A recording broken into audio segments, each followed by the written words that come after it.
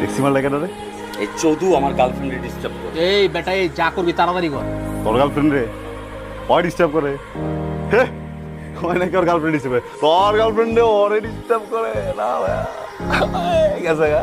কি কইতেছস? আর তোর গার্লফ্রেন্ডে ছেড়ে দে, ওরে দিয়ে দে। ওর চেহারা দেখছস? তোর চেহারা দেখছস? যায় না, ছেড়ে দে। পাগল হয়ে গেছস? আমি কি পিকনিক করালে ঘরে এনে লই আইছি?